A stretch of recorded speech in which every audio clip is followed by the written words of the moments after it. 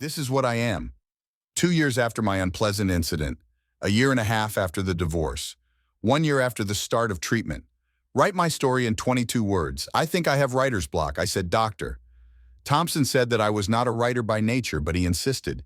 His idea, no joke, was that by telling my life story, I could find a way to move it forward. My life is like a fairy tale. It's like he's just a character. Like I could write myself a happy ending by writing about the worst mistake I've ever made. I thought it was stupid, but Thompson was a guy with a PhD and a 4.8 Google rating, and I was the one who hired him, so I figured I'd do the best I could. However, no one will notice this, least of all a good doctor. It's one thing to admit that you're ugly and hard on yourself, usually at 1 in the morning with a glass of white wine in your hand and 3 more in your stomach. But it's quite another to do it in a room and just stare at the wound that stings you in a beige room with engravings by Mondrian. Wall and sitting in front of you is a guy who looks like William H. Macy. This story is not about a proud moment in my life. It's about dark days, stupid decisions, and regrets, so many regrets. As for my happy ending, forget it. Clarity doesn't change the past or my life now. For certain mistakes, Taurus Ali will not receive any rewards, improvements, or freedom. Only honesty, remorse, and I hope, understanding. At least that's what I asked for because I really want to know why. Asterisk. This is what I am. By the time I slept with Winslow Hubble for the 3rd time, it had become a routine. Blowjob, missionary, quick orgasm, a few minutes of pillow talk, and then he leaves. I cut that down to 44 minutes, including talking and getting dressed. Cleaning up after sex actually takes longer than sex itself, which makes me happy. After all, I love cleaning, but I hate Winslow, so why not spend time doing what I love most? Priorities. Waking up after Winslow's visit was like meditation. Changing the sheets, spraying air freshener, taking a shower, spraying hospital-grade disinfectant on almost every surface you touch. This rhythm calms me, helps me find balance. This was especially true on the 6th day, the last day of our sex. This day started the same way as 5 days ago. I took Winslow to the bedroom, immediately got on my knees, unzipped his pants, took out his dick and started sucking it. When it comes to sucking Winslow, speed is everything. I want to spend as little time as possible looking at his dick and thinking about what I'm doing. That doesn't mean I called. He was very interested in giving Winslow the best. After all, using my mouth to fuck him meant less time, less cleanup, and less Winslow. Deep down, I wish I could get away with it and start cleaning in less than 15 minutes. I chose Winslow for revenge because he is easy to manipulate. But when it comes to oral sex, the man shows incredible courage. Just like the last 5 days, he managed to pull me out of his mouth, lift me up, remove my skirt and panties, and push me onto the bed. As the old saying goes, no aircraft can survive first contact with the enemy, but I was prepared to do my best. If I could not burden Winslow with my best pipe, I would make it an amateur drama. As he entered me, I moaned, cursed, gasped, and screamed at him louder than in the execution room at Bellevue Hospital. This too was commonplace. My presence in the room with Winslow was as natural as laughing in front of the television. I stood looking at the ceiling, groaning and breathing heavily, when I noticed that something had changed. Charlie bought a new smoke detector? My thoughts were interrupted when Winslow's hand moved up my ass and approached the edge of my anus. That's not going to happen, buddy, I thought as he seductively slid his hand over my chest and rubbed it over my nipple. Winslow noticed this, but before he could continue analyzing the smoke detector, I felt his other hand slide down. As I wondered if I could do the same thing again, he pressed his fingers into my ass as hard as he could. Have you ever looked at yourself and asked, how did I get here? Or rather, how did the trust fund whore bite off half my finger while I was trying to do it in my anus? To get you here as quickly as possible? I know this is a strange question. This thought occurred to me as I threw Winslow to the ground and started screaming for him to get out of my apartment. I think I was wearing pants when I closed the front door, but I'm not sure. All he knew was that if he had stayed in the apartment for another second, I would have killed him. I spent the next few hours cleaning my room, throwing up, changing the sheets, fucking some more, and then taking a long, hot shower with antibacterial body soap while my heart vomited. Grooming and strangulation didn't give me much time to deal with the existential crisis caused by Winslow's wandering fingers, but since then, I've had a lot of time to think about it, and then a lot of time in therapy to process it all. This kind of thinking. After 2 years, I started to master it. I'm pretty sure it all started with Barbie. Asterisk. To the unbiased observer, my reaction to Winslow's submissive anal play may seem a little exaggerated. I've heard that most women don't mind WWF masturbating with their lovers. Go to the other end of the room and wait, react to threatening behavior. Stretch your eyes. The point is that I have a whim. In fact, there are no conditions, but a small problem. I like to be clean. This was a problem when I was a child. For as long as I can remember, I grew up in a house full of children surrounded by land, dirty plates, dirty clothes. There was dirty sports equipment and football boots all over the house. My parents did the best they could, and when I was growing up, I helped them. But no matter how fast we cleaned, my brothers cleaned the house faster. My parents threatened and punished me, but I also knew that they were kind. I think my brothers tried to fix their things, but they always said, "I'll leave the gloves here for a minute," or "I promise I'll put the shoes away later." Of the four guys, here are some. Within minutes, the whole living room looked like a dump. Because of my cleaning problems and my brother's clutter problems, I was practically not allowed into the living room, kitchen, or any other room where the children were. Luckily, there is one place at home where I can always avoid chaos: my bedroom. I didn't really like it there either. My mother, overjoyed by the arrival of her daughter, decorated the perfect girl's room in her own way. A pink four-poster bed, ruffled lampshades, lace curtains, and elegant country-style furniture. To me, it's a different kind of clutter, a slightly more acceptable form of clutter. Needless to say, I'm not a fan. I dream of clean lines, sterile surface, neutral tones. When I was 9 years old, the official age for choosing bedroom furniture in the Collins household, I decided to turn my mother's daughter's gulag into my ideal fortress of solitude. The first step is to go to IKEA. IKEA. This is where I would like to become a better writer. I would like to describe the joy I felt when I came to IKEA.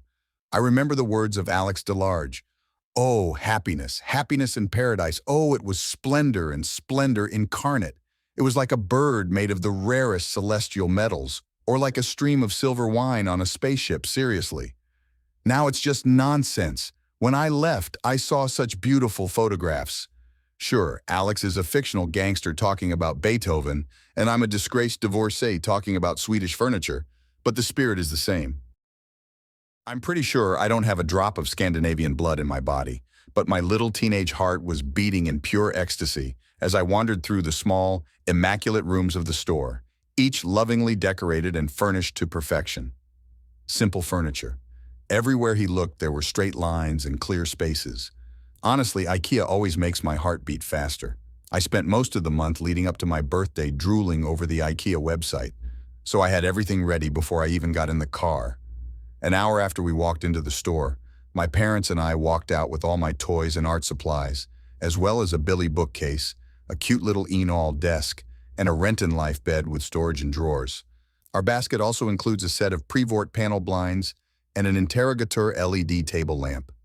After several hours of swearing, my room was ready. When I saw this, my eyes began to water, and my vision became blurry. Ideal.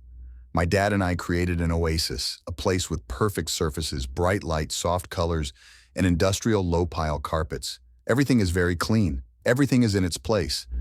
I finally had the refuge I had always dreamed of. Of course, as in any shelter, there are intruders hiding behind the doors. From what I understand, Savage Tribe consists of my brothers Ethan, Logan, Brendan, and Liam. I took precautions. I made a request. "Children are not allowed. Come through my door." To show that I meant business, I ditched the traditional pink color and printed blood red, then printed 36-point white letters in a bold Arial font. If you still think I'm joking, I also signed it, "I'm serious," shown below in bold 14-point MT font. It seemed to work. The barbarian stayed away from my room for the most part.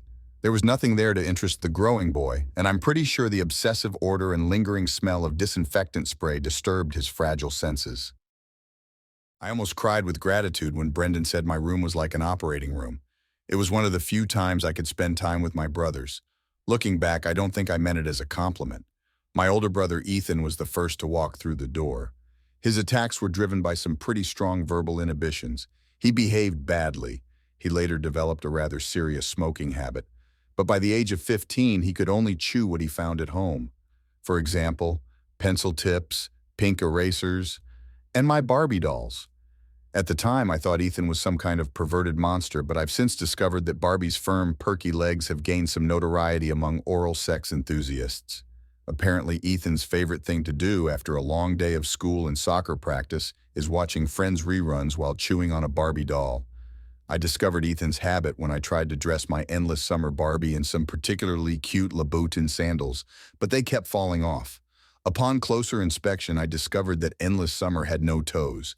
Before we continue, a quick introduction to Barbie. Colombian musician Kali Uchis once said, "I'm not Barbie. I'm just a multifaceted person who loves to create things." I say Carly Uchis can go to hell. I know. The smart feminist point is that Barbie is a terrible role model for little girls, leading to the development of everything from eating disorders to an addiction to high heels to an obsession with drag race. RuPaul. I respectfully disagree. Barbie is an underrated feminist icon. She was a lawyer and a judge, a firefighter and a police officer, an astronaut and a president. She is able to do any job and overcome any difficulties. No matter what she does, she always has a wardrobe that suits her. There's no denying that. Specially designed for certain body types. Each accessory is perfectly tailored to your style, sized to suit your body, and perfectly tailored to your needs. She's the toy of all toys, and despite her unhealthy obsession with the color pink, she's the perfect role model for every little girl and would-be drag queen. I still want to live the Barbie life, and I'm almost 30 years old. When I found out that Barbie's legs were broken, I ran to my mother, who was screaming at Ethan, who was in a bad mood and was rude to me. Nothing happens for several days, and then the owner dreams of a Barbie with teeth marks on her toes. The cycle repeats, except now my 4 brothers make fun of me for being a talker. As Barbie Luna's feet entered Ethan's mouth, I realized that complaining to Mom wasn't enough, so I upped the ante. I'll go look for Dad. I went to my father's office, sad as always, and tried to show my parents how deeply depressed I was. Dad, engrossed in his computer, directed me to a comfortable chair across the room, completely oblivious to my Oscar-worthy entrance. While Dad was doing his work, I looked around. The office is not as clean and tidy as mine. There are a few knickknacks on the shelf and sticky notes scattered on the table, but I can see brilliant work being done in a warm, homely atmosphere. Everything Dad needs is right at hand. The printer next to the paper next to the pen, and the pen next to him. I will try to organize things more, but I respect planning and organization. "Hey, Pumpkin," he finally said and looked up.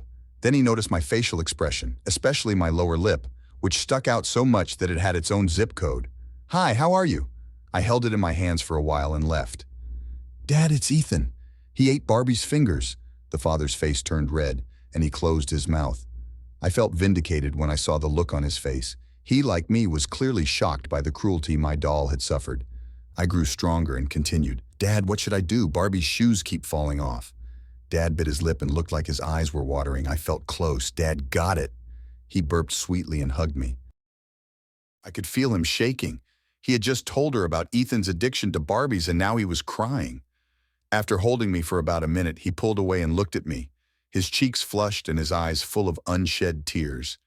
He took a shaky breath and smiled softly at me. "Honey, what are you going to do?" "I want Ethan to stop, Dad. I want to fix my Barbie's toes." Dad nodded. "Well, fixing your Barbie isn't that hard. Bring her to me tonight and I'll see what can be done." Then her expression turned serious. "But Ethan might be more difficult to deal with. I assume you talked to your mom about this. Do you agree?" What she said? I crossed my arms over my chest. She yelled at Ethan. Then he did it again, and I told my mom, and she yelled at him again. And then he did it again. He leaned back in his chair. "Sounds good. Your brothers are a little stubborn," he sighed.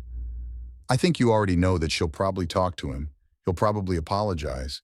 And then everything will start all over again." I nodded again. Dad thought for a moment and then leaned towards me. "Pumpkin, have you ever heard the saying, insanity is doing the same thing over and over again and expecting different results?" I shook my head. Albert Einstein said it. He was a very smart man. I bet you can imagine what that means, right? I guess this means, if something doesn't work, don't continue. He rubbed my head. It's true, baby. If you asked Mom to tell Ethan to stop, he wouldn't stop, would he? He smiled at me, and I felt a warm feeling of happiness. I like it when Dad talks to me like an adult, asks me questions, and listens carefully to my answers. It makes me feel important, under control. "I'm really sorry, Pumpkin, but I can't do anything that your mom wouldn't do. We could punish Ethan. In fact, I'm pretty sure they'll pay for your next batch of Barbies. But it will come. We'll probably continue to bite Barbie's toes. My brother's taunts about me being a whiner rubbed off on me, and I didn't want to complain, at least to my father, but the degree of injustice was more than I could hide. But it's not fair, Dad sighed. No, this is wrong. Sometimes it doesn't work out that way. He paused as if softening me up. I wondered if I was ready to face the harsh truth. I sat up and looked into his eyes. That's it, honey, he said. If yelling and punishing Ethan doesn't help, then you need to find something that will. How did Ethan find your Barbie doll? I left them in the TV room. The corners of his mouth curved into a straight line. So let me be clear. Ethan is sitting in the TV room, probably watching CSI or something. Friends, he nodded. It's okay, Friends. So you're watching Friends and you see your Barbie lying on the floor. As she chews, he decides to pick her up and try her toes. This all seems normal, right? I felt a bad mood on my face. Yes, Dad touched his chin. What if Barbie wasn't on the floor? What do you think I would do? I blinked. I don't know. Maybe you can find something else to chew. He smiled at me. I think so. He lifted me onto his lap and hugged me. Look, I know it's scary that your brother broke your Barbie, and what's even scarier is that you're going to have to figure it out on your own. But this is also a good opportunity to learn something important. Sometimes fix what bothers you. The problem is your job. What are you going to do next? Save my Barbie? He nodded. Maybe we should make a special place for it. He smiled at me as if I were a genius. It's a good idea. Maybe one of the drawers in your new bed could be a drawer for your Barbie? I nodded. There is a lot behind this idea. To be honest, I chose Barbie because of the accessories. She has everything. I could easily imagine turning one of my drawers into the perfect post-apocalyptic fashion wardrobe/shelter/bunker for Barbie. I'm already imagining rows of Tupperware containers, each filled with different types of clothing, beauty tools, or lifestyle accessories. Will I organize by color, size, quantity? My mind was full of possibilities. I smiled at my father. Thank you, Dad. I'll look now. Anytime, Pumpkin. 2 days later, I received my new Barbie, which Ethan paid for. Each of them has a pair of intact fingers carefully hidden in a secluded place, like ideal soldiers sleeping in molded plastic sarcophagi. As I expected, her accessories were placed in several plastic IKEA containers, which I sorted mostly by size, although I occasionally rearranged them by function, sometimes even by color. All was well, at least until a week later when I found Malibu Dream Barbie on the TV room floor, with about half of her foot missing. I'm cold. What's happened?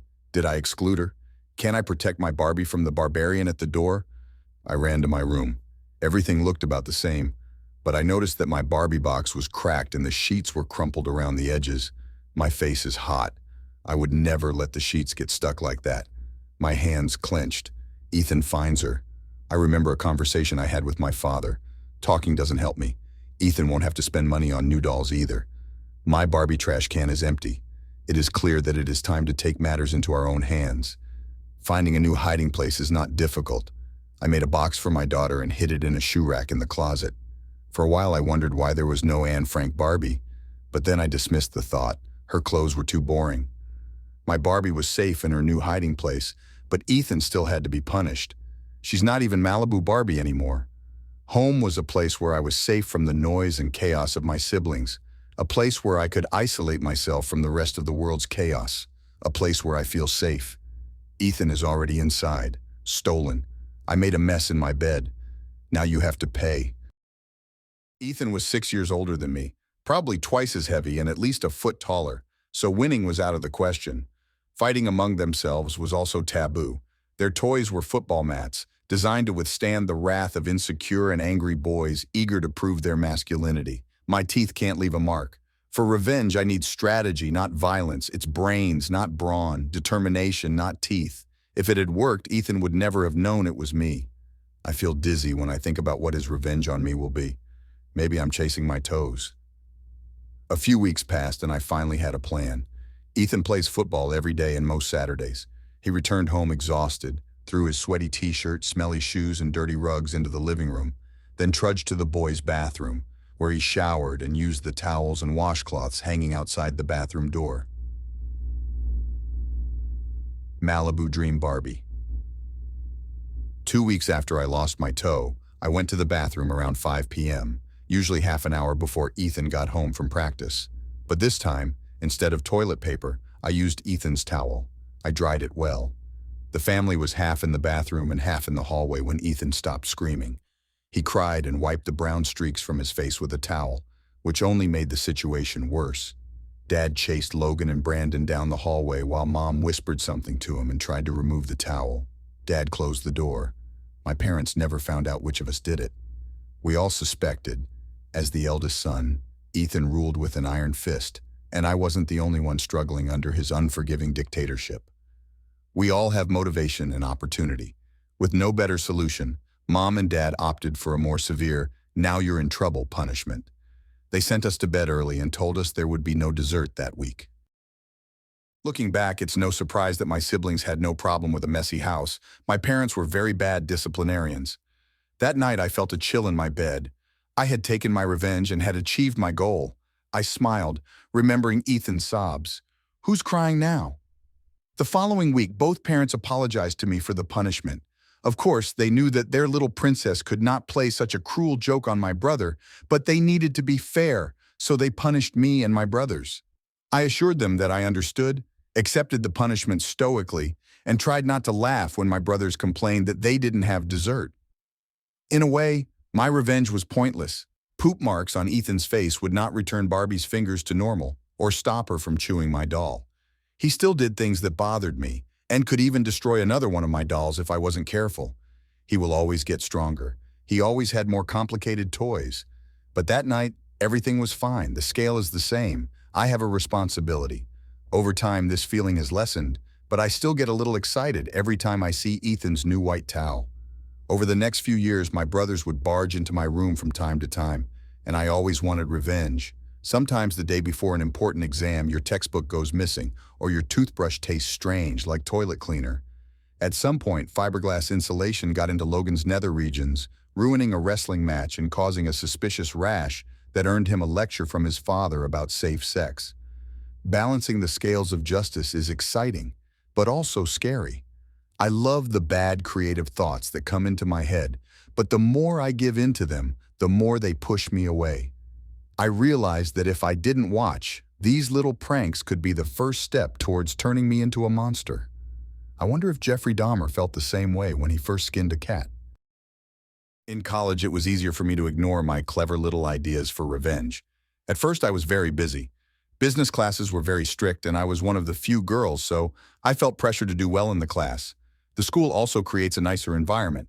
Although the girls in my dorm don't win awards for good cleanliness, there is a big difference between 4 messy brothers and 28 girls who are still honing their cleaning skills. But after the Christmas break of his freshman year, his friendly and gentle academic nature hit a roadblock. My roommate, Holly Elkins, dropped out because she missed her boyfriend, and Danielle replaced her. Call me Danny, Steinberg. Danny is a typical happy hippie girl, both in personality and body shape. Big happy laugh, big breasts, big butt. At first glance, everything is friendly, firm, and round, but I discovered that there was a bad girl inside. Danny is a disaster in every way. For a week, her clothes were scattered all over every surface in our bedroom, and she could barely find her textbooks, paper, pencils, calculators, everything she needed to be a real student. That means he borrowed mine. Basically, Danny seems to think that all I have is ours and all she has are words. God knows I tried to take care of her. I opened the dining room door, smiled, and began to pack my things. After a few weeks of this routine, I felt like the otter I once saw at the zoo. The water in his enclosure was warm and murky, and he floundered obsessively in it, desperately trying to cleanse himself. Looking at him, I felt close. I knew he was going crazy because he kept spinning around trying to shake off the dirt, even though the dirt was clogging his fur. This was life with Danny, only unlike the otter. In this evil part of my mind, there are dozens of them. No, hundreds. Bad thoughts about revenge. It's like I have a superpower that I constantly have to turn off so that others don't see it. I started thinking about it as a sound. My little voice of vengeance, always ready to give advice to balance the scales of justice. At the end of January, Danny and I divided the room into 2 parts. It seems like an interesting embodiment of madness. On the one hand, it's a Cirque du Soleil dryer. On the other hand, it is clean enough for surgery. Then the sarcastic comments began. Anyone who's lived in a girls' dorm can attest to little things like the eye roll, the joke about how your roommate cleans. We soon became memes on the field, Funny Danny and Crazy Ashley. When I complain about not having a notepad or calculator, I roll my eyes. The Crazy Ashley comment pops up and my inventory drops even more. In a matter of weeks, Danny had transformed our apartment from a boring dorm room to a mix of Mean Girls and Lord of the Flies, and I was a pig. And yet I restrained my voice from vengeance. I can handle disturbances, biting, petty theft, and eye-rolling. Eventually, the semester will end in a few months, and then I'll be done with Fun Danny for good. Then came the pink headband. Girls in the hallway tied headbands to doorknobs to show that their roommates were entertaining visitors. This wasn't a problem for Holly, who had brought the boy a flashlight from her hometown. But Danny's pink scrunchie gave him a good workout, and soon I was spending most of my time in study hall. I'm trying to find a middle ground with Zahafte Jezebel, who opened a food pantry in my home. I suggested establishing regular service hours for the pulp specialists, poets, baristas, and delivery people she came and went to. Or, as I suggested, he could try going outside. It was warmer outside, and there were plenty of places on campus where trees and bushes could hide his twirling white butt from wandering passers-by. Well, maybe I'm not good at all. When my attempts to relax failed to alleviate the cold in the room, I tried to beat them at their own game. I bought a pink hair tie and hung it on the door so that I could enter the office, school. But the relentless onslaught of Danny's raging libido and insatiable appetite meant that I spent most of my time in exile in the office. If it weren't for my first big challenge at WEF, we could have followed the same path, exchanging internal irritations, fighting for control of the room. Unfortunately, it was scheduled for the day after one of Danny's sex marathons, which meant I couldn't look through my books and notes. After 3 hours of waiting in the office, I was tired and committed the cardinal sin of neglecting the pink bandage. I thought Danny and that idiot that day would rip the sheets off, but their bed was empty. For a moment, I wondered if he had just walked away and forgotten about the blindfold. Then I noticed movement on my side of the room. It took my brain a while to process what I saw. Danny was bent over my desk with her butt in the air, inches away from my textbook. Her boyfriend hit her from behind. Angie Kelt. Nausea. But it was rejected. I don't know if there are words to describe how I feel when I hear their growls and screams. Watch the sweat drip from his ass onto my desk. Before I realized it was me, I realized someone was screaming. Danny turned his head. "Leave!" she screamed. "Back off!" I shouted back. "Not on my damn desk!" I grabbed a can of Lysol from the nightstand and started spraying it. My desk, my book, Danny, Dick today. I screamed. "He's crying." She screamed and closed her eyes. The boy left her, grabbed his pants, and ran out of the room.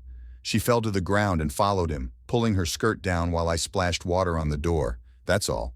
That's when the sarcastic part of my brain with the big joke ideas stopped whispering and started screaming. I ignored the first wave of thoughts. Bengay and tampons, Bengay in the shower, Bengay and lotion, in general, a lot of Bengay, and super glue. I was waiting. I tried to calm down. Once I calmed down, I started planning. My revenge had to be brutal. Danny's smart comments had already caused me to be called a freak in the hallways, and our screams had put us both on probation, so any further infractions would risk expulsion. Luckily, I could be smart. Here's a fun fact. The term thrush is a misnomer. Yeast, or at least baker's yeast, isn't really to blame. However, there are certain things that can upset the balance of bacteria in your body and turn your vagina into a panty factory. Alcohol is a big problem. This also applies to antibiotics. Another interesting fact, at the student clinic at my university, antibiotics are given out in the form of candies, and the girls in my class often run out of them halfway through the course. Amoxicillin tablets are easier to buy than beer. One last interesting fact. Antibiotics mixed with juice have virtually no taste. I noticed that berry blue is Danny's favorite Gatorade flavor. Every time I put multi-packs in the freezer, these are the first ones to come out. Given that sex makes you thirsty, and Danny's complete disregard for basic boundaries, it would be easy for her to swallow a full course of broad-spectrum antibiotics in 2 weeks. At the end of her antibiotic treatment, Danny was as healthy as a horse, and her vagina was primed and vulnerable to any foreign bacteria that wanted to colonize it. The low-cost crushing plant went bankrupt at the end of February, and with the help of my friend Amoxicillin, I managed to survive the semester. After the infection cleared, I drank a few more bottles of Gatorade and it cleared up again. While Danny's disastrous sex life made it easier for me to get into the office, it didn't do much to improve the mood in the room. At the end of the first year, we hardly saw each other without arguing. Personally, I have to admit that I screamed, "Hippie XO," more than once. "Thank you, skank." He prefers to call me an OCD freak. Well, at least we're honest, so take the time to clarify a few things. First, let me say in my calm, vengeful voice, for the record, I want people to know that this is my voice and not the voice of a demon, my neighbor's dog, or some nonsense. I have some problems, obviously, but multiple personality disorder, schizophrenia, and borderline personality disorder are not among them. The classic neurological triad of attention deficit disorder, obsessive-compulsive disorder, and autism is still unresolved. I never took the test because I didn't want to see the results. Freud didn't need to admit that I had the classic symptoms of all three, and I certainly didn't want to be another crazy person whose problems were lumped together into a convenient diagnosis.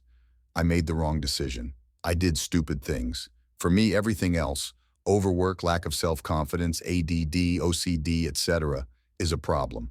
These were just excuses. One of the great moments I had in study hall was meeting Mickey Collins, a girl at my level of education who was also interested in organizing and had a roommate who gave it away halfway across campus. As a result, we lived together until the end of our studies. Although we argued several times about sorting spices, alphabetically or by cuisine, she politely refused to comment on the fact that I sort my underwear by color, age, and material. I think that's why we're still friends. Anyway, at the beginning of our second year, we built a house together. I even started dating someone before Christmas. I quickly discovered the joys of sex and the pain of relationships. I think most college students are a lot like my brothers and sisters, at least when it comes to chores. Being enlightened millennials, they didn't expect me to clean up after them, but they also don't feel like their enlightened feminism requires them to clean up their act in any way. So spending time with most of them means wallowing in the mud. I'm sure there's something that kills that sexy morning vibe faster than seeing a man take a t-shirt off the floor and sniff it before putting it on, but I don't know what it is.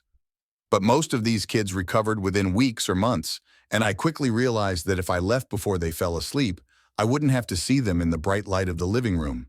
In addition, some agreed to live with me, where the risk of tentacle damage or bacterial contamination was much lower. After graduating from college, I entered the financial industry, which fulfilled my ordering needs. Numbers always add, 1 plus 1 always equals 2, regardless of the number of zeros after the number. While there is some leeway in areas such as insider trading or creative accounting, in general we have a fairly good understanding of the ethical and legal restrictions. Money also has no conscience, which appeals to my sense of balance. If you're an idiot, or if your consultant is an idiot and not smart enough to fire you, you should probably lose your money. Seeing my clients prosper while other investors fail reinforces my belief that good actions are rewarded and bad actions are punished. I may be the only person in the world who supports Bernie Madoff. If you're stupid and rich enough to invest in this guy, you obviously need to get a real job. If you're a financier and ambitious, you'll want to be on Wall Street. But given my obsession with hygiene and my keen, if idiosyncratic, sense of right and wrong, there was no way I was going to work for Salomon Brothers or any other shady company on the street.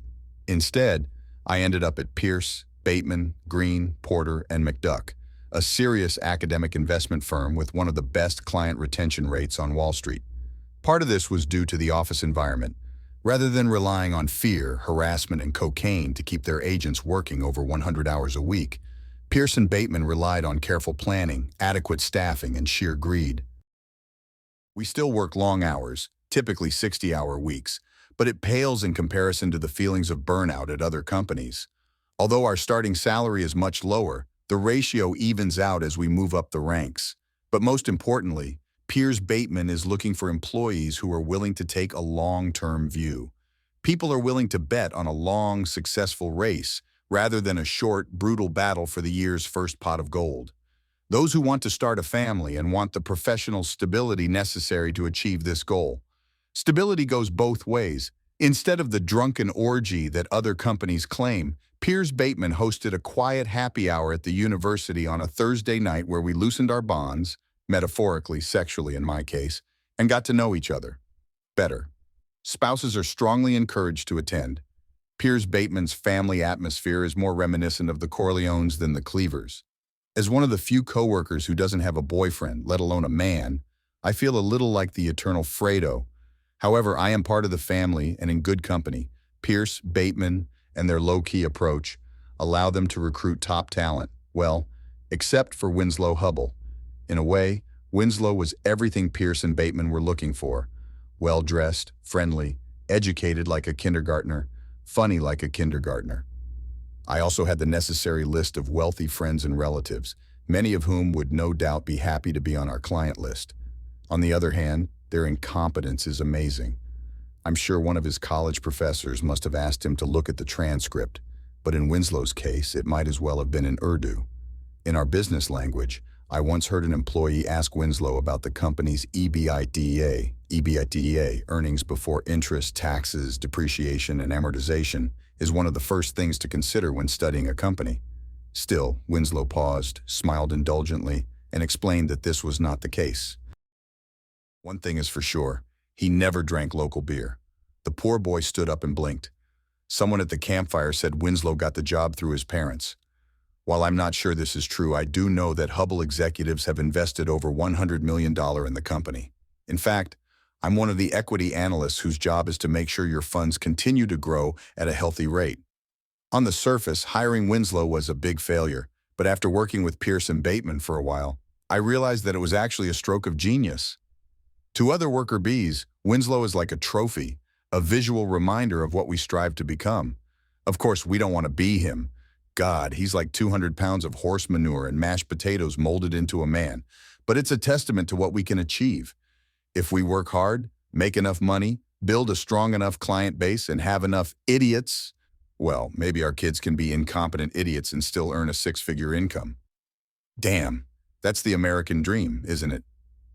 Even though the company banned overtime, I still spent about 80 hours a week at my desk. I have no choice. New York is a little better than college when it comes to dating.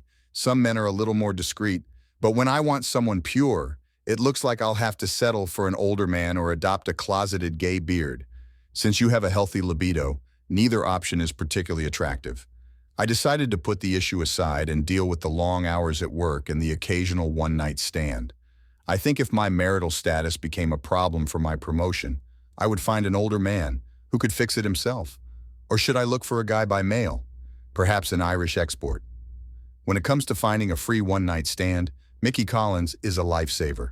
She also lived in the city and made it her mission to drag me to all the hot and smoky places in New York. That's how I met my husband, Charlie. We were at a We Were Promised Jetpacks concert, and I was drinking 2 expensive Budweisers by myself while the audience pushed him in front of me. I hissed when I should have, and he ended up holding the beer bottle. Luckily, Charlie's shirt was stained with my beer. If things had been different, we might never have talked, let alone gotten married. I know that myself, but I'm not proud of it. He was very nice, much nicer than me. When he told me that I wet his 3rd favorite shirt and that I owed him a dance, I knew I had to take him seriously. I've discovered that most people don't organize their t-shirts carefully, and I've come to appreciate those who do. Dancing, of course, is also a plus. When I saw Charlie's apartment 2 weeks later, I knew I was in love. From screamy LED lights to scub drawers, everything is IKEA-inspired. I also admire the way he rolls up his socks and sorts them by color. Not that he would ever admit to looking in his drawers. Very. As for sex, being with Charlie was more fun than the damn sport she was used to. This doesn't mean we go crazy sometimes. We sometimes scared visitors to Central Park when they caught us playing fast and loose in the woods. It was even worse in our bedroom. Our walls were so thin that after a few months I realized that I could no longer look my neighbor in the eye. There are some interesting touches, like Charlie having a sexy towel on his nightstand that he changes after every use, or that he always has condoms and wet wipes in his backpack, just in case, or how it makes me happy sometimes. He was also very willing to donate his time for weekly happy hours, which helped me move from Fredo's company to, potentially, Michael's company. Although he was willing to put up with the usual boring chatter and random corporate squabbles, he seemed to really blossom after meeting Winslow's wife, Marty Harbor. Watching them chat at the corner table sometimes makes my heart hurt. But most of all, I'm grateful that I have a husband who is willing to work so hard to help me in my career. He even allowed me to invite most of the office to our wedding, which took place about a year after we met. Marriage also became a professional boon. I'd been working as a junior analyst for 3 years when I received a call that put me on the other side of the career path to senior analyst. The campaign took place 2 months after the end of the ring. I want to be clear, although Charlie helped me with my work, that's not why I fell in love with him, and that's certainly not why I married him. Why did I fall in love with Charlie? Once again, I would like to become a better writer. With him, I was sometimes wild and ferocious, sometimes rough and athletic, or well, conservative and methodical. I'm better than I thought, and he treats me better than I thought. There was something inexpressible between us, far beyond sex, blood, intimacy, and everything I found in the arms of other boys. As cliché as it may sound, I felt whole. I have a boyfriend who sees everything in me and still loves me, the one who will heal my wounds and strengthen my weaknesses. There are no words to describe it, and the terms you hear, my other half, the wind beneath my wings, yin and my yang, cannot even express what it means to be a part of it. So deep. Charlie and Ashley are like a couple, very confident. It's exciting. It was as if the volume of the world had increased, making everything more real. It's like my childhood bedroom, but better because I can share it with my ideal person. That is why Charlie remained the only man after Winslow for more than 2 years. The only man I've ever loved, and the only man I can imagine loving. He's the only man I've slept with since that terrible day, and the only man I've ever wanted. Yes, the irony is not lost on me given how this story begins. Of course, there are still pitfalls and obstacles. Just because I fell in love, learned something new, and married the man of my dreams doesn't mean I'm a different person, or that my most destructive tendencies have magically disappeared forever. When you put two motivated, mildly germ-phobic people in a 400-square-foot apartment, essentially a 20-square-foot box, tension is bound to arise. Besides, Charlie and I have 2 things to do at the end of the day, and we still have time to get organized. This is not a recipe for a happy family. I paid a lot of attention to my need for control, but completely neglected a more important and ultimately destructive tendency. Over time, as I continued my career as a senior analyst, I began to view Charlie as my life support system. When I come home from work, he is the one who makes sure I'm comfortable and grounded. When I needed help with a project, a different perspective on a problem, someone to run last-minute errands, or just a hug to make the world go away, he was there. He was always there. It wasn't Charlie's job to take care of me, but he took it upon himself, and I let him. I began to forget that Charlie chose to love me rather than what he was hired to do. When I forget this, I become less attractive. Then the pants incident happened. First, let's make something clear. The pants incident wasn't entirely my fault. If you put 2 germophiles in a small apartment, you will naturally have fairly strict living habits. Every Saturday morning, we clean the apartment from top to bottom, and every 2 months, we do a full cleaning. We tossed a few bags in the trash, a few more in Goodwill, then turned our heads to the center of the freshly dusted and vacuumed living room floor. This is one of my favorite traditions. That morning was cleaning day. When we take our clothes to the wash, it means that our 2 bags of clothes have already been used. 3 of my favorite items needed washing, and since I didn't have a dirty clothes bag, I put them in a paper bag. Yes, I know. What idiot puts his favorite clothes in a trash bag on trash day?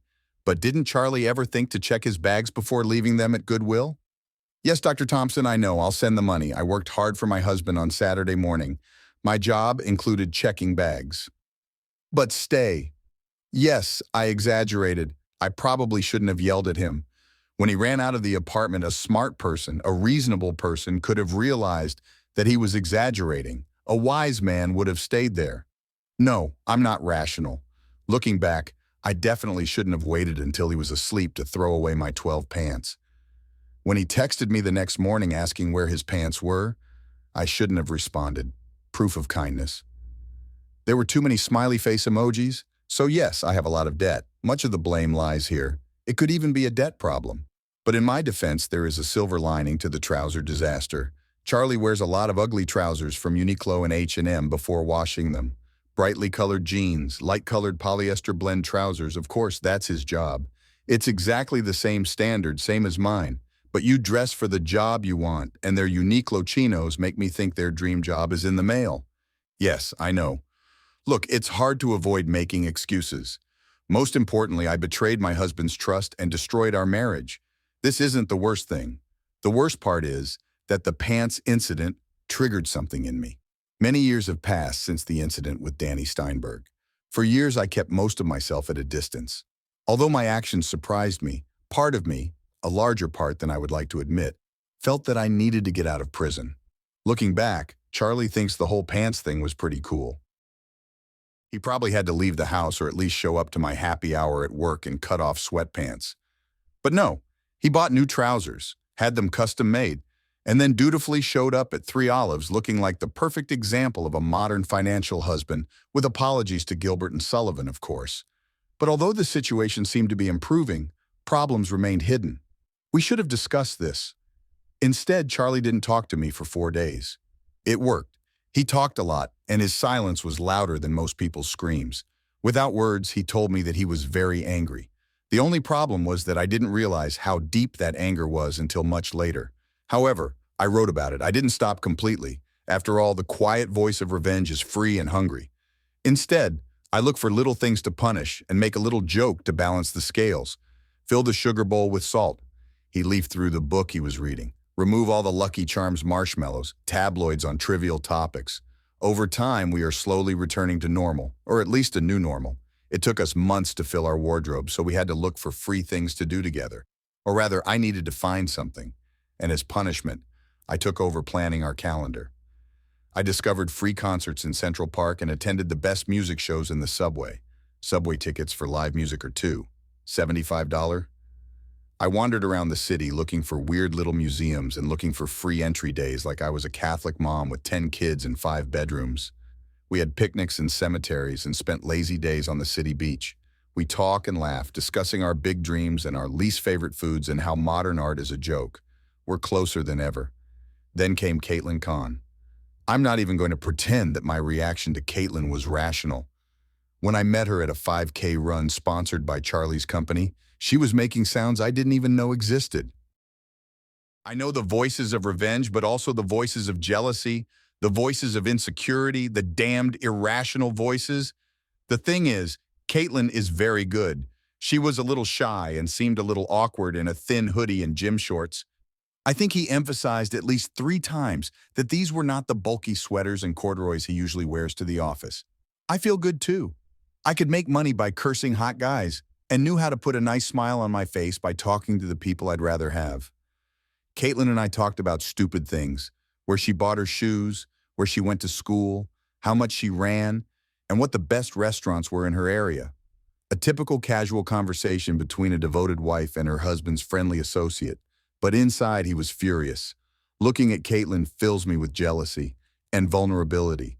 Looking at her, I saw the fragility of the shelter Charlie and I had built. I want to close the door, close the windows, hide my Barbie.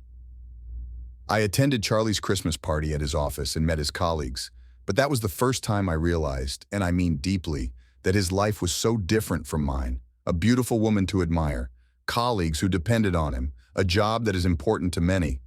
One of Piers Bateman's favorites was Charlie, who came to the weekly happy hour to cheer me up. Every Thursday, she saw me flirting and making my way through a crowd of handsome men. If you like strong jaws, expensive suits, and inflated egos. He knows everything about my world, from the names of my colleagues' pets to the deadlines for my projects.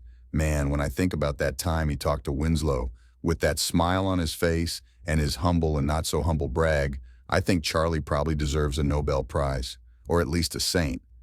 But at his work, I was an absentee wife. I don't know if his company had happy hour or if he attended. I knew nothing about his work plans or what he actually did. Then a terrifying thought came to mind. What if the only reason we went to the Central Park 5K that day was because I was running and Charlie knew I would be okay? I felt the color drain from my face. I'm only involved in his activities, and if I like him, what does that mean for our relationship? I thought I heard thunder in the distance. There was a storm on the horizon that could destroy my perfect life. Seeing Charlie and Caitlin together made me realize that my willingness to infiltrate half of Charlie's life had opened the door to potential predators. A smart, reasonable person will use this alarm clock and delve deeper into her husband's professional life. For me, the only thing I could focus on was the beautiful woman who was giving my husband lustful looks. but he didn't push her away. My envy says, "Oh my God, no." And my vindictive side is thinking about cutting them off, one hair at a time, no scissors. The rational part of me seems to be going on a trip to Rio. On the way back to the apartment, I stayed silent with Charlie. I'm sure he could tell by the angle of my jaw and the stiffness in my steps that I was angry. When we finally talked, he did exactly the right thing. He downplayed his relationship with Caitlin, emphasized how much he loved me, and flirted until I felt, well, miserable, but at least reassured. How can you tolerate me? How can you tolerate my behavior? Even after 2 years of dealing with Dr. Thompson, I still can't understand it.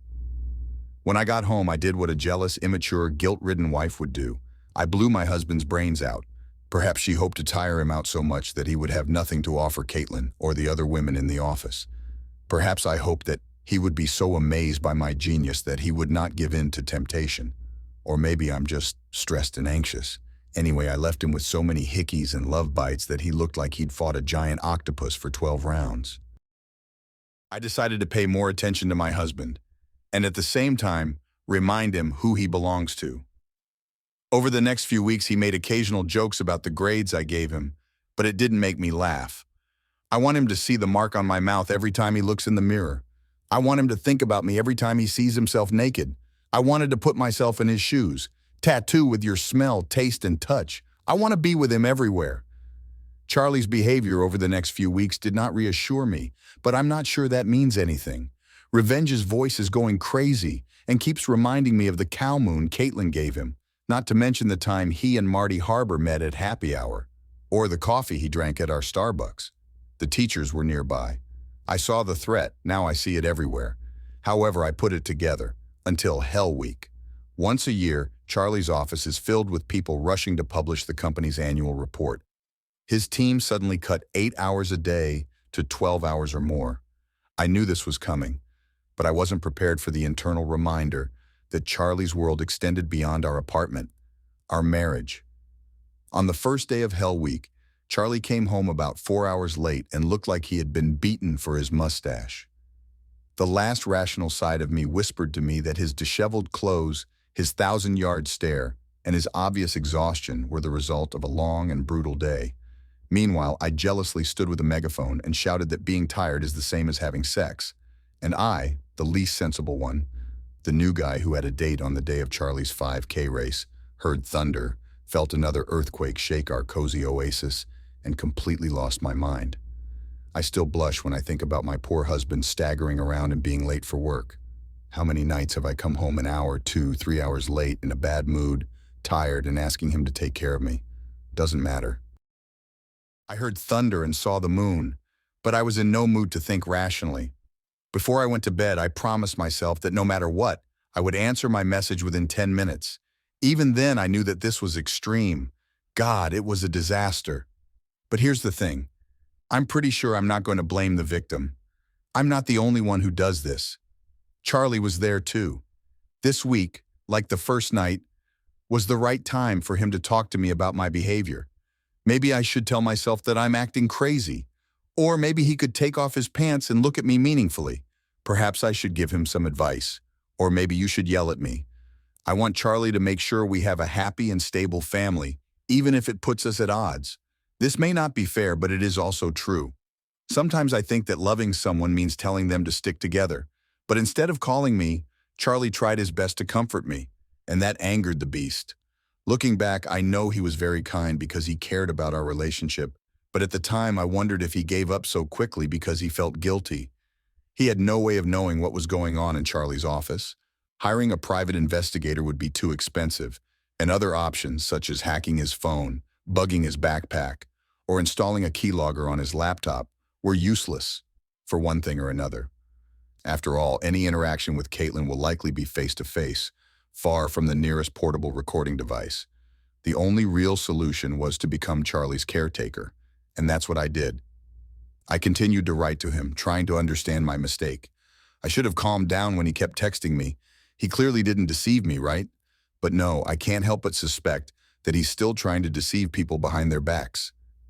Instead of allaying my fears, every message he sent me reinforced them.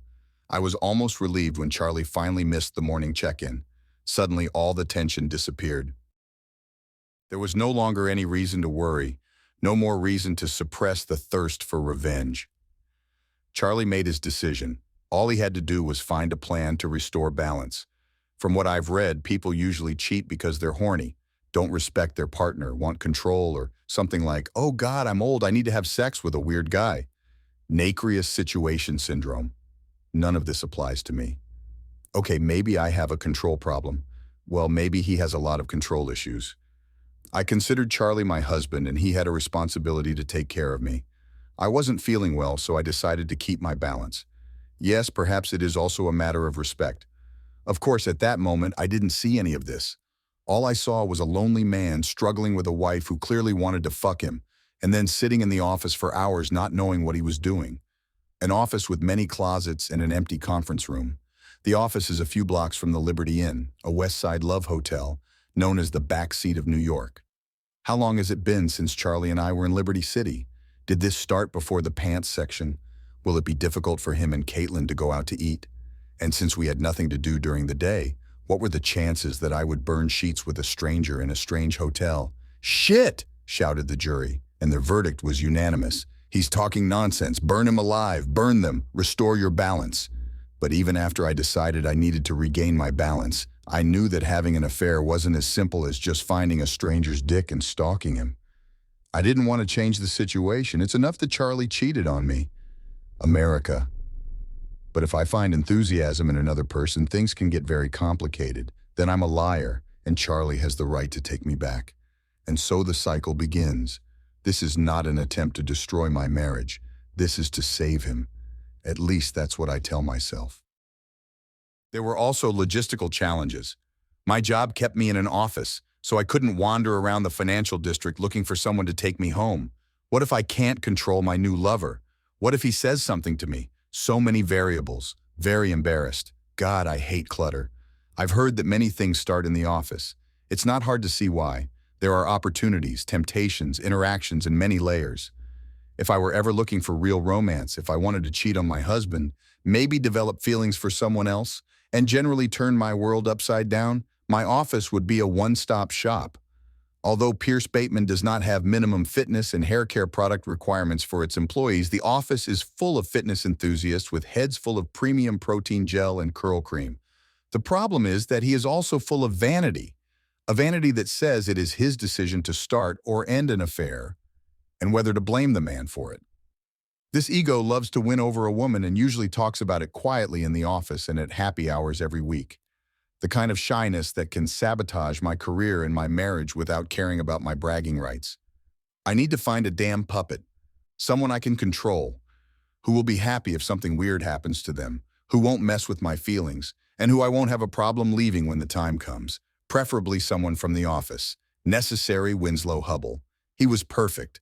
He was ugly, unintelligent, a real bastard, and he had a lot to lose, but he wasn't smart enough to realize that I still had a lot to lose. Plus, that kiss would have brought Marty Harbor to his knees, at least in my opinion. So 6 days later, I was staring at the ceiling, wondering if my husband had replaced the smoke detector while Winslow tried to stick his big dirty finger up my ass. Sometimes we hear about cheaters who didn't expect to be caught and are shocked when their beloved husband or wife starts screaming and throwing things. It's not me. In some ways, I think I always expected Charlie to stand out. I thought he'd be mad at me, and I'd be mad at him about Caitlin and Marty, and we'd have the uphill battle we needed, and eventually we'd find some kind of balance. I'll leave Winslow. Charlie will move in with Caitlin and Martha, and we'll move on together. This is a wonderful dream. I'd put money on Charlie's undying love for me, on his sanity, on his willingness to make things right. I never thought he would interrupt me. But that's exactly what he did. This time I didn't have a backup plan. I almost missed lunch when Charlie sent me a video of me and Winslow. This is so disgusting. Winslow's pale skin and back, his careless kisses. Charlie saw it all. Seeing my most humiliating moments, hearing me scream about my fake orgasms, watching me praise Winslow like he was some kind of sex god. Is Charlie laughing at me? Scream? The shame lasted for several minutes, then anger took over. How dare Charlie throw Winslow in my face? How dare you threaten me with divorce over this? Don't you know what obstacles I overcame to bring us together? How difficult would it be to find a way to forgive his betrayal without making concessions?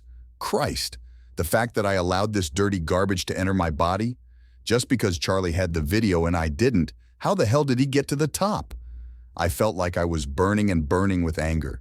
To make matters worse, Charlie didn't even have the decency to come home so I could yell at him, threaten him, attack him, yell at him, that he loves me. I broke something the first night. Well, I broke a lot of things, including most of our plates, glasses, framed photos, and umbrella. Then I cleaned everything myself.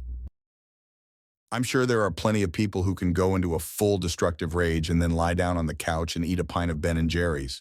I'm not one of them. The only thing I didn't do was touch his clothes. We're past the point where the disappearance of his pants would matter. My voice of reason whispered that it was I who had thrown us off balance, but I silenced him, buried him under a torrent of anger and self-righteousness, pissed on his grave and set him on fire. I then sent Charlie a bunch of angry texts and phone messages. Then I got drunk. Then I made a few more calls, more touched than angry. Then I went to bed. The next week was hell. I felt like the ugliest child in Siberia. I miss Charlie. It's like a physical illness. My skin hurts when I touch it. My stomach churned. I felt empty inside, as empty as his side of the bed. My chest felt hollow and empty. It seemed to me that I could feel the wind blowing through my body. Charlie has not responded to my texts, calls, emails, or WhatsApp messages. He removed me from Instagram, Facebook, and Snapchat. I thought about spying on his office, but his building has multiple entrances, so he could easily avoid me. I called his mom, very cold, and his dad didn't even bother answering the phone. Then I failed. I've met some of his friends over the years, but never bothered to find out his contact information. As if I needed another reminder of what an absentee wife I am. I think about Charlie's silence on those days when I threw his pants at him and my fear grows. This guy could teach my parents a lesson in punishment. There's nothing worse than avoiding me. He had always been the coldest and most calculating of us. But after Winslow, Charlie put me to shame. Thanks to a few surgical incisions, he completely disappeared from my life. When I returned from work the day after he left, his things were gone. A week later, a bailiff was waiting for me at my door with a manila envelope in his hand. Charlie wanted half of our shared savings and some things from the apartment. We would have our own retirement account, and he was willing to leave me all the furniture. It's a fair deal, maybe even generous. This is the kind of offer you make when you just want things done quickly. I'm crazy. I tried again with his parents, but to no avail. Charlie talked to my parents, but they didn't help. Dad said he was very disappointed in me, and Mom burst into tears. I wondered if they were trying to find a way to send me to my room and take away my dessert. I didn't have enough money to hire a good lawyer, but I did everything I could to buy time. I waited until the last minute to respond to her divorce petition, ask for a hearing, and ask for advice. I couldn't stop the process, but I slowed it down. I told his lawyer that all he needed was contact, a chance to talk. After 2 months of procrastination, my wish finally came true. Charlie sent me an email. Dear Ashley, he used my full name. I'm trying to do this in a simple way. I still love you, and I think I always will. But I can't erase the memory of you and Winslow together. Even if I couldn't spend the next 50 or 60 years wondering when or if I'd piss you off again. I definitely can't live in fear of your next revenge. In 2 years, you haven't ruined my pants, you've ruined my confidence. I dread to think what you might destroy next time. I tried to be kind. I told our families that their actions had caused irreparable damage to our marriage. While I'm pretty sure they can fill in the blanks, I'm not doing it for them. I didn't show this video to anyone either. In fact, I still haven't seen the last one. Once I saw one, I didn't need to see the others. So the deal is this: sign the document. If not, I will find both videos and share with our family and friends what exactly led to the end of our marriage. My explanation is very clear. Let's get a decent divorce. Let's rebuild our lives. Let me go. Charlie, I'm sure I learned a lot from it. But the thought that stuck with me was that Charlie didn't get to see my last day with Winslow. I blush when I think about what he saw, and I feel strangely relieved that he didn't see the worst. Of course, I didn't like the idea of my parents, relatives, friends, and colleagues seeing Winslow and me playing in bed, but I knew that I would survive. The hardest thing was with Charlie. It was bad enough seeing me and Winslow together, but seeing that last day, it was a humiliation I didn't think I could bear. There was also the fact that Charlie threatened me. This man allowed me to destroy his wardrobe, gave a lot to my career, and made my world bigger. When he said he loved me, I knew he was telling the truth. But he also told the truth and said that if I continued to fight the divorce, it would destroy me. Then I realized that this was not a prank. a practical joke, or a negotiation. Charlie wanted to leave me. I would feel alone, more alone than ever, if I now knew what it was like not to be alone. I felt something inside me break. It was as if he had exploded or shrunk inside me. It was as if the emptiness had swallowed me whole. I answered, "Share Charlie 1. If you promise to destroy the video, I will sign it. How, your ashes." His answer was short. "Work. Promise. Charlie." I signed the document. We broke up after a few months. Conclusion. Once I accepted the inevitable, the divorce was easy. Charlie gave me the apartment, half the money, and most of the furniture, or at least what was left after I got angry. I ended up moving into a nice little ultra-modern apartment in Battery Park City with Mickey Collins. It was close to work, and the place was beautiful, like the utopian future of Logan's Run. This is how I imagine Toronto. However, I miss our cute little neighborhood, the Zabar store on the corner, the old Irish pub down the street. I miss Charlie so much. I later learned that he had moved to Jackson Heights to live with his friend Aaron and had his own apartment. First of all, this is Queens, so I'm clearly a winner.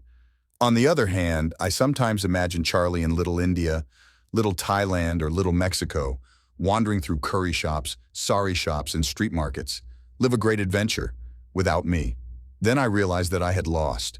I dedicated myself to the work, walked in as soon as the door opened, and stayed until the cleaning lady kicked me out.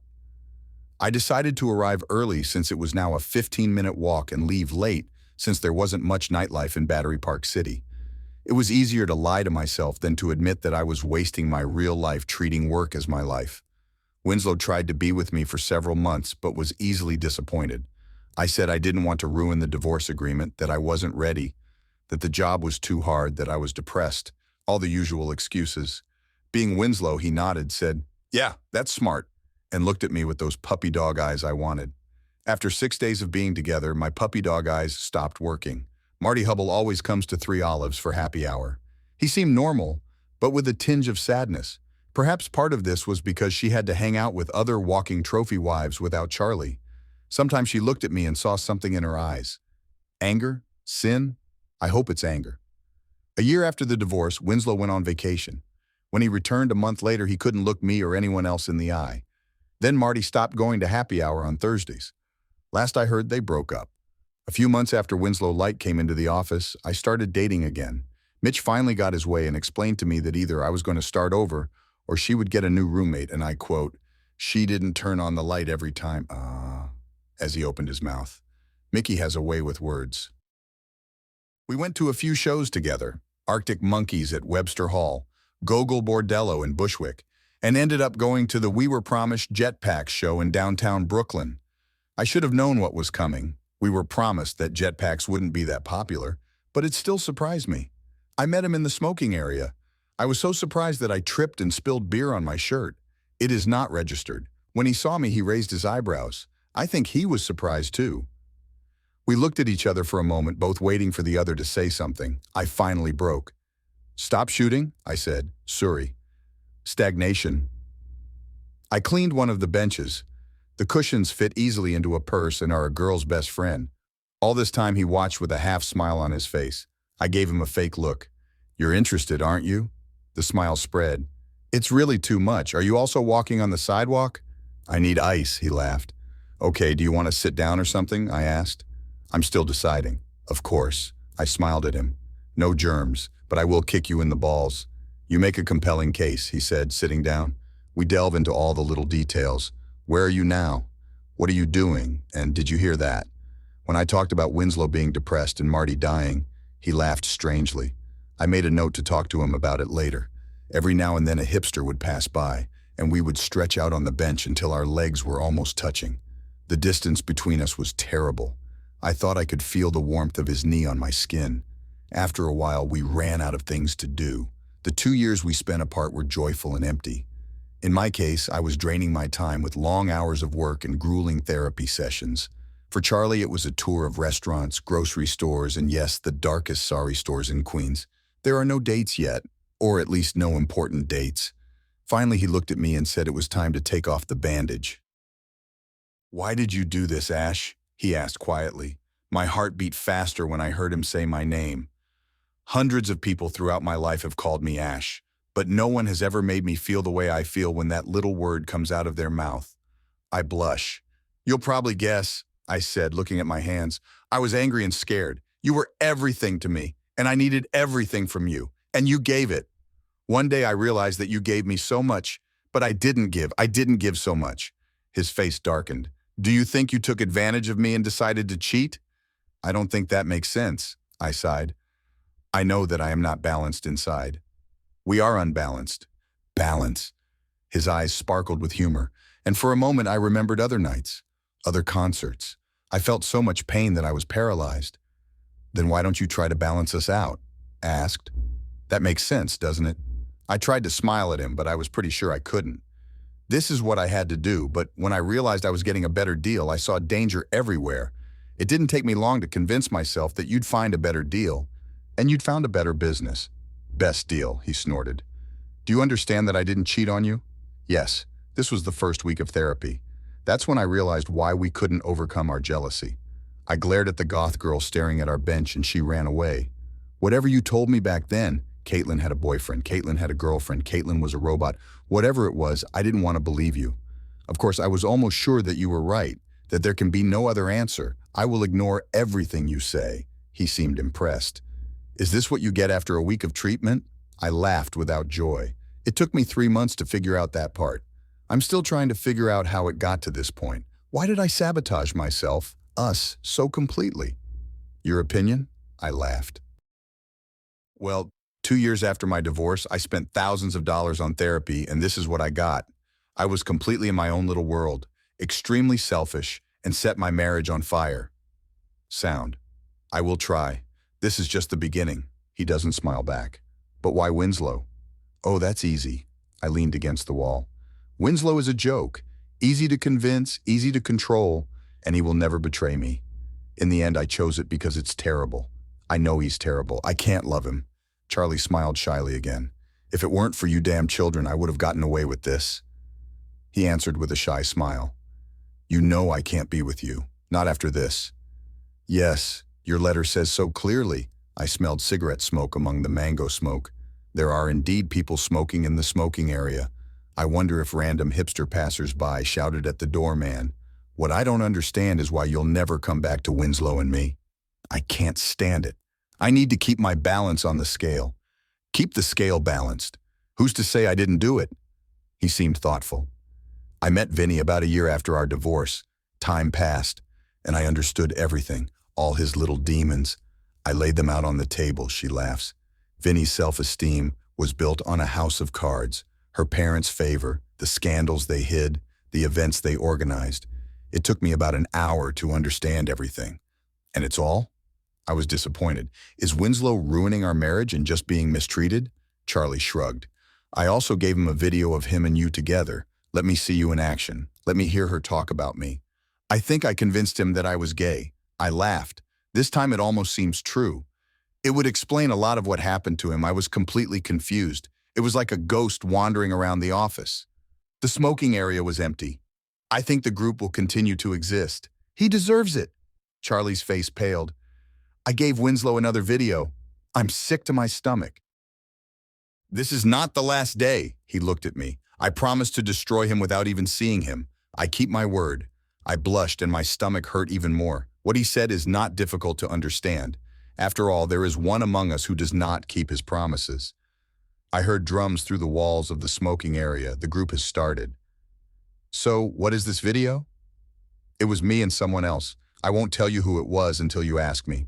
Suffice it to say, I'm pretty sure he destroyed Winslow. It's not hard to guess who Charlie's partner is. Damn it, Marty. I felt my anger burning, then I lowered it. What right do I have to be angry? I gave up on the marriage and he left. Damn it, Marty. Literally. I took a deep breath. I shook his hand. He said he won't date anyone again, which means it's probably over for him and Marty. Hope. I can hear the bass through the walls. Battery, hard, iron. But why don't you punish me? I asked. I was the one who really betrayed you. Charlie smiled. Yes, but Vinny took advantage of the situation. He looked at me piercingly. Who said that I didn't punish you? I rolled my eyes. Come on, Charlie. You could have ruined my life. You could have fired me, ruined my relationship with my parents, and ruined all my friendships. You could turn me into a leper. The sanitized version of events gave me a fair divorce agreement, and as far as I know, he said nothing about it. It took him a long time to answer. At the end of the song, I heard drums and bass. How would you punish someone you love, Ash? How do you decide what is right? Is it balanced? He crossed his legs and looked at the wall. He had a thoughtful look on his face as he tried to find the perfect words. I missed this look. I saw the video. This is the 5th day. I see how bad this is for you, but you always do this to yourself.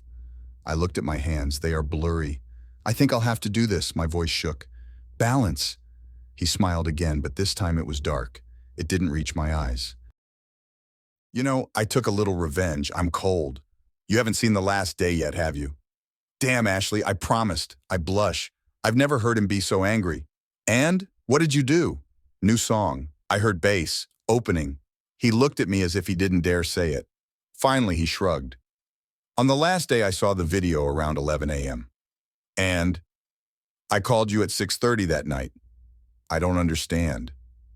Because of the wiring of the cameras, they send a message to my phone every time they are activated. On the last day, I received a message at 5:15 p.m. Understood. So you can leave on the last day. Yes, I had about 6 hours to stop. I spent 6 hours thinking about calling you and letting you go. I kept thinking about how low you would go to punish me. I was wondering what you would do. Punishment. You asked me to end this. I felt my face turn red. 6 o'clock. In fact, the song was in full swing. I can almost hear the words. The voice of a Scottish singer could be heard through the walls. But why? What should we do?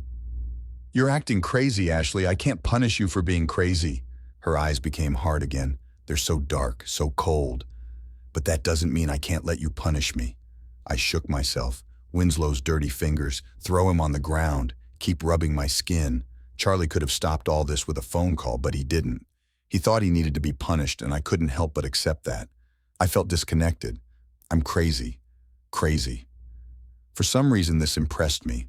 In the end, admiration prevailed over anger. Charlie's revenge is exactly what I would do. He allowed me to be trapped, punished, and humiliated, and gave him everything he needed to cut me out of his life.